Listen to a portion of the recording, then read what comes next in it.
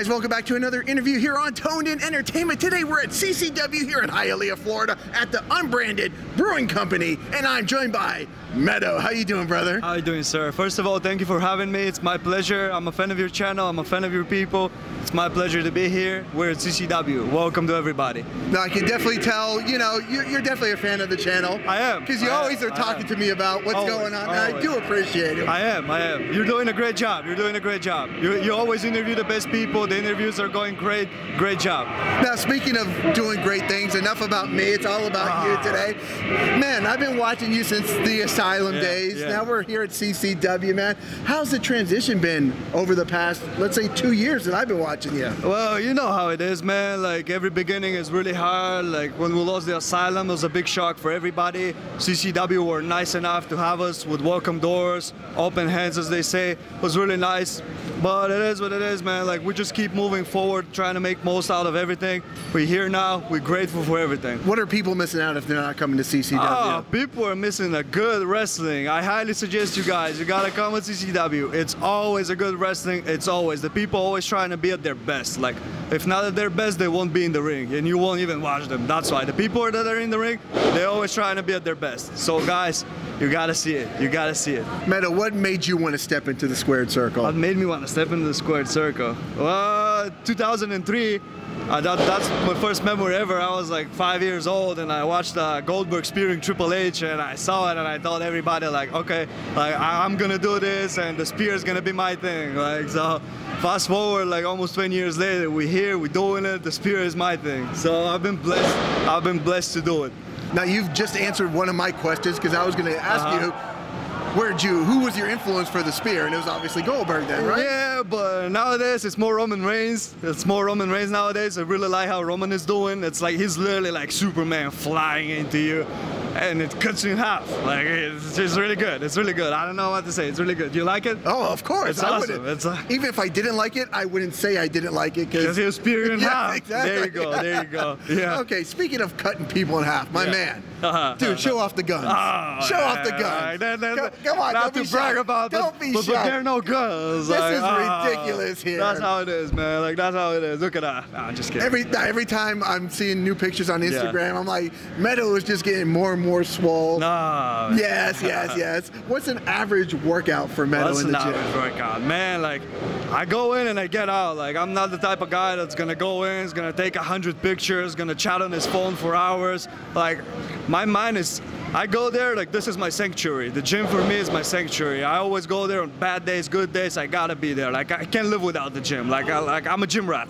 I gotta be there. Like, I go, I do my cardio, I stretch a lot, I do my workout for about 45 minutes, and within an hour, I'm out. Because just still got a life out there that you gotta live, right? I gotta go to work, gotta go to wrestling, and that's it. I don't really go out a lot because it's only like wrestling, work out. Like, that's my life. Like, I'm passionate about it, and I love it. I'm dedicated. Now, some of the pictures I see in the gym, you are working out with a friend of the channel quite often, Damien Fenrir. Who's got bigger muscles, you or Damien? I'm going to put you on the spot here. Oh, man, Damien's my boy. Like, I love Damien Fenrir. He's one of the guys. No, he already started when I was starting, so he's like months ahead, like, I don't know, like a year ahead maybe, but he's always like took care of me, man. Like, he's one of those guys that is really good. Like, I love him. I genuinely love this guy from the bottom of my heart. He's great. Like, I'm gonna tell you a quick story. When I moved in here, when I first started at GWA, like, I literally had no money. I think I had like $20, and I had to pay for like a lot of lawyers. I didn't have money to eat. I was only eating ramen and peanut butter because you gotta do what you gotta do. And Damien knew that. So out of kindness, because we shake our hands always when you walk in, and when you walk out, you gotta show respect to everybody. And like, he shook my hand and gave me like $100, like, out of respect and out of love. Like, I didn't took the money, but that showed me like what type of guy he is. It's like, because he's number one, and his work is amazing. He's dedicated, almost as dedicated as I am. Like, but he's really good. But yeah, I'm a little bit bigger.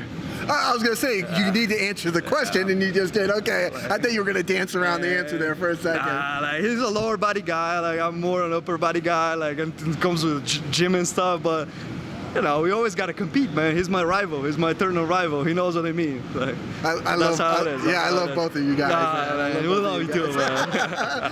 Who would be a dream opponent for you, Meto? A dream opponent for me, like my #1 opponent was my coach, Gangrel. So I finally got the chance to wrestle him. Was great. Like, so next one is Miro. You know, it's we gotta do it one day. Like, it gotta be Meto versus Miro, like spear versus super kick. Like, who's gonna get on top? You know, I'm throwing out the challenge. Throwing out the challenge. I mean, you have met Miro before. Yes, right? Yes. Well, how was that? I saw he's come to some of the training and the classes and stuff he like was that. nice enough to do so. Yeah, how was that experience? Oh, he whooped my ass the last time that he came. Like, I tried to beat him up, but you know how it is. Like, man, I would say it was like 60-40. He was a little bit better than me, but hey, man, like, I'm busting my ass always. Like, I'm always in the gym, I'm always at the school, so I'm looking forward for the next one. Not gonna be the same. No, when you're not busting your hump out there, getting ready for wrestling, what are some of the things you like to do for fun? Man, like, I'm not a fun guy, man. Like, I live wrestling. Like, I live, breathe, I eat, live, breathe, sleep wrestling, bleed wrestling. Like, what else I would do? Like, I don't know, man. Like, my only family and friends are from wrestling. Like, I don't do anything else. Like, maybe go to the beach sometimes, just watch the waves and shit, because I like to relax. This is calming me down, like, outside of the gym. When I'm not in the gym, if I got time, I'll go to the beach, maybe have a margarita or two. No, I'm not drinking. You're not drinking? You're not having that margarita? I'm straight edge, man. Oh, straight edge. Yeah. Okay. You know, even at the brewery? Even at the brewery. Oh, I don't know. That's like what they call the freeloaders, the guys that never come in and buy a drink at the bar, right? Maybe I'll try their beer. Okay. We'll see how it goes. Not straight edge tonight. That's straight edge tonight. Yeah. Now, who were some of, maybe, I know you mentioned Goldberg. Yes. Did you have any other influences growing up? Absolutely. Like, I love so many wrestlers. Like, Kurt Angle has always been a huge inspiration for me. Edge, Batista, Eddie Guerrero, man. Like, Eddie Guerrero, he's the next guy. After I saw that Goldberg Triple H thing, the guy who hooked me, like really hooked me up with wrestling, was Eddie Guerrero. Like, the frog splash, like the Latino hate gimmick and everything that he has, man. It's just like, I loved it. I loved it. Like, rest in peace. I loved it, man. I loved it. He's my guy, like Eddie Guerrero. Like, his inspiration for so many, right? And including me. I would love to one day go up on top and do the frog splash just to pay respect, you know? But yeah, like, and a lot more guys. Like, I love Ric Flair, Shawn Michaels, like Sting. I love The Undertaker. Like, for me, The Undertaker is like the top workhorse. Like, he's amazing. And Gangrel, of course. Nobody works harder than Gangrel. Like, this guy is dedication. He's the pure, like, dedication. He's amazing. He's amazing. Yeah, man. I cannot say anything bad about any wrestler, man. You're doing this, I respect you. Like, it takes a little bit extra to be a wrestler. Like, I'll tell you that. Like, I've been injured like quite a few times, and I know what it is. What's the worst injury you've suffered? Blood on the brain damage, severe brain damage. Like, yeah, like, it was really hard, man. That's like a month after I started. Like, something went wrong. My head couldn't stop hurting, and I couldn't finish trainings and stuff. Like, and coach Gangrel, like, one day was like, nah, like, something's wrong with you, and he took me to the hospital, and they said, like, I'm sorry, like, you're out. Like, you got blood on the brain, you got severe brain damage, you can't be doing this. And they let everything in God's hands, man. The doctor said, like, you're either gonna survive or you're not gonna do any sports for the rest of your life. And thanks God, like, I survived. I'm a huge believer. I believe in God a lot, and he saved me. That's how it is. This is the biggest injury that I had, and right after I come with that, like, I kept training for like 2 more months, and I tore my hamstring, my left hamstring. Like, it was a partially torn, so I didn't need the surgery. But yeah, these 2 were my biggest injuries. Yeah. Like, wow, I mean, that you could definitely tell the difference between a coach who cares and a coach that's just there for a paycheck. Yes. Normally, most coaches, come on, get back in there. I love the fact that he was like, go get yourself checked out. Yeah. You know, well, safety first always. He's my only family here. Like, he takes care of me on a daily basis. Because he lives close to my job. I work at Hollywood Beach, so he always comes to see me, what's going on, if I'm doing good. Like, he always calls me. Like, I genuinely love the guy. Like, I don't see myself doing it without him. Like, him and Miro, they gave me everything. Like, I owe these 2 guys everything. I owe them my career, my life, everything. Like, that's how it goes. And God. Like, first and foremost, God. Yeah. 3 awesome inspirations, guys. Gangrel and Miro. There you go. It doesn't get any better than that, right? Right. Yeah, yeah. Now, can you take me back? I mean, you kind of mentioned about some of your early days training. Can you tell me maybe what was like the very first day? The very that you first went into day. training. What went through your head when you walked in the training facility? I'm not made for this. Like, that was what it went through my head. Like, I gotta pack my stuff and go back home. Like, I'm not tough enough to do it. Nah, man, the very first day, like, we always start with rolls. Every beginner started with rolls. I did like 3 or 4 front rolls with no break, and I ended up throwing up. I came back, I did 1 more, I threw up again. Like, I threw up like 6 times my first day, and I kept throwing up for like the first 2 months. Like, come on, man, like, what can get through my head? Like, I'm not made for this. But, you know, I pushed through, man. I pushed through. You gotta push through. If you really want something, you gotta push through. Like, the hell, like, I traveled all the way from the other side of the world for this. Like, I can't quit. Like, there's no way to quit. Like, you just gotta keep going. If you really want it, you're gonna do it. That's what they say. So, that was my first day. Yeah. Now, when you said the other side of the world, where exactly? I'm from Bulgaria. I'm from a small village right near like the second biggest city in the country. It's called Trud. The biggest city, the second biggest city is called Plovdiv, which just became a few years ago a cultural capital of Europe and stuff like that. It's very beautiful. Like, my city is insanely beautiful. It's really beautiful. It's a really good tourist attraction, so I highly recommend you guys to see it if you want to travel to Bulgaria. Like, yeah, yeah, I'm from Bulgaria. What's the biggest difference between Bulgaria and the United States? Everything, literally. even the air that we're breathing is different. Literally everything is different, man. Like, I landed, the first place that I saw was Miami International Airport when I landed like 3 years ago. And I walk out with my bags, and the first thing I see, it says in Spanish, "Kiss me a lot, besame mucho." And I was like, oh wow, am I in Miami or I'm in Spain? Like, cause I had no idea that the people here speak a lot of Spanish, which You're is in really Miami, good. brother. Yeah, You're in Miami. I had no idea, because previously I lived in Spain, and I know Spanish, and I saw that, and I was like, oh wow, I thought I landed in Miami. Why does it says like in Spanish, "Kiss me a lot"? I'm like, where the hell we are? But yeah, man, like, then I got on some weird train that takes you from this point of the airport to the other point. It was like mind-blowing, because it's like the whole airport in Miami is bigger than my village and almost as big as my city, and I was like, oh wow, that was like eye-opener. But everything's different, man. Like, the trees, the cars, the roads, especially the roads. Like, people in Bulgaria know what I mean. Like, the roads are kind of not good. Like, they're not good. Don't want to say the word, but they're not good. Like, no, I mean, you've driven around Hialeah too. Yeah, so.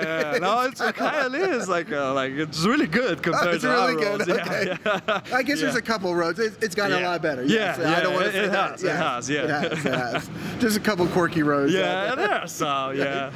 What is the ultimate goal for you? Man, I do it out of love, man. But you know, like WWE, AEW is the ultimate goal. But if it's meant to happen, it's gonna happen. My job is to go to train every week, to go to the gym every day. If God wanted it to happen, it's gonna happen. I just try to be the best at training, like the best possible version of me. Like, I don't like to go to training and all these guys work harder than me. Like, nah, man. Like, I go there and I make sure I always give my 110%, even on my bad days. Like, I don't like to be outworked. That's why, like, when Damien Fenwery, we always compete against each other, because, you know, the competition always brings the best out of both worlds. So that's that type of person that I am. Like, I gotta compete, man. Like, I don't like these guys like to beat me. Like, no, like, I gotta be the best. If we're doing squats, if you guys are gonna do 100 squats, I'm gonna do 110 just because I can. Like, I gotta be better, you know. Like, that's how it is. That's how I keep going in life. You gotta do it.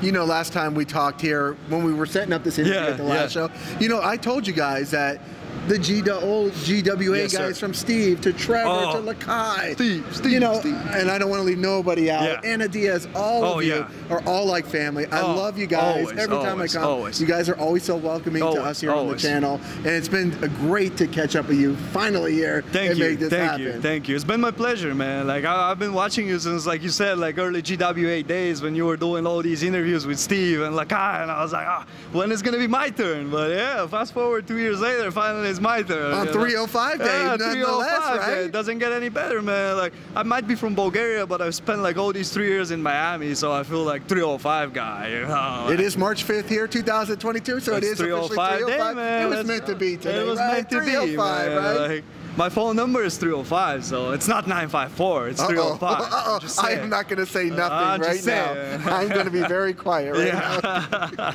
Because mine is 954. Oh my God, man. Keep that for yourself. No, well, it's too late now. It's too late now. Meto, is there anything else? I know you have to get ready for the show tonight. Is there anything else we should know before we let you go? I was just gonna do the Rocky promo, you know, just guys, don't quit, believe in yourself and keep going. Oh, and I gotta make a special shout out to my sister, because she's always like, oh, you never talk about me anywhere. I'm like, okay. Can I say it in Bulgarian? Absolutely, like, go for it. Ей, това е за сестра ми, да знаеш, че много те обичам. И ще го качиш във Facebook. Yeah, I just had to do it, man. You have to do it. You know, I love my sister, and she always calls me, and she's like, "Oh, you never speak about me. Like, are you ashamed?" I'm like, no, but nobody asked me. Oh. Yeah, I did the special shout out. So the Rocky promo, man, guys, like, believe in yourself. Don't quit. Don't stop. If ever there's somebody who tells you you're not good, just keep going, because there's a lot of haters out there, like, and they hate strong. Just push through. Like, if it's meant to be, like, you just gotta listen to God. Like, the guy on top is gonna tell you everything that you need to know. Meto, I could sit here and talk to you for 3 hours. Me too, right now, man. But I know you have to get ready for your matches. I have to. The show tonight. Where can people look you up, Meto? On Instagram, I use Instagram a lot. It's Meto.insta, Meto.insta, Meto.insta, and Twitter, Meto Bull, like Bulgaria.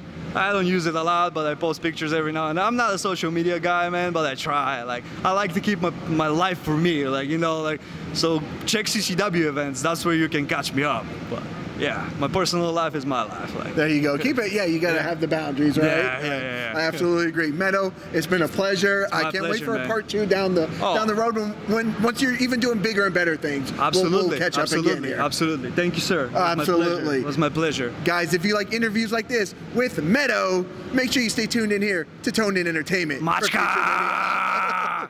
Subscribe to the channel. Do it. Go now. Do it now.